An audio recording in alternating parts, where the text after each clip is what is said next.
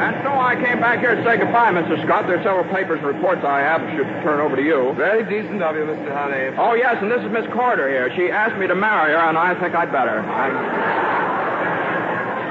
He really should, you know. Well, how do you do? I mean, congratulations. Now, we can't stay long here. We're picking up my little girl at school, and we're going... What? My test. You're continuing the vibration test. Why? I don't really know, Mr. Honey. There's been no order. Mr. Honey! Oh, that's all right, Sir John, now. It's all right. I haven't wrecked a thing. It's all right. We've just heard from Penworthy in Labrador. He found the wreckage of that tail assembly. Oh, well, good for him. He said it broke off the plane, no question about it. Exactly as you claimed, Mr. Honey. Is that so? Well, that's very interesting. Isn't that only half the news? That plane you wrecked in Gander was repaired. They made the flight to Montreal. Oh, yes, but I still maintain... A few minutes later, while the plane was being taxed to the hangar, well, I could hardly believe it. The tail assembly broke in two. Why, yes. But how did you ever know? Mr. Honey, you have been completely vindicated. No, I haven't. Not at all.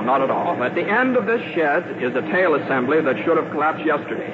I said it would, and I was wrong. As long as that tail assembly remains intact, there's still no positive proof that Mr. Honey, it's happened. There's your positive proof now. It should have happened yesterday. I've been deplorably inaccurate. Somehow, somewhere, I've made a mistake.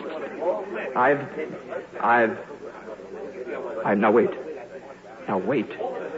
Just this shed. It's warm in here, isn't it? Marjorie, aren't you warm? Yes. Aren't you warm, yes, Marjorie? Yes. No, you aren't. You're hot. Isn't it hot in here? You're hot. not feverish. Temperature. It's the temperature. Oh, dear. Temperature is a variable factor. That plane in Gander had been flying in the tropics. This test was in a heated shed. It would have collapsed on schedule if I'd lowered the temperature 40 degrees. Oh, Sir John, I'm a fool. I'm just a fool, sir. Are you now? No, Mr. Honey. You're a boffin. Capital B-O-F-F-I-N. Now, what do you suppose he meant by that?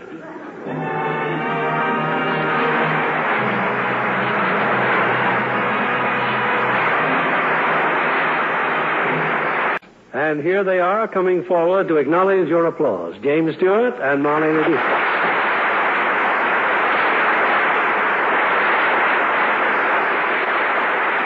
Well, Marlene, what are you doing these days? Right now, I'm looking for a baseball game. Any particular one? Yes.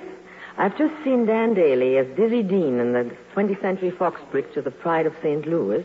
And now I wish to see Mr. Dean pitch. Well, Dean doesn't pitch anymore, Marlena, but instead, why don't you see Deadline USA starring Humphrey Bogart?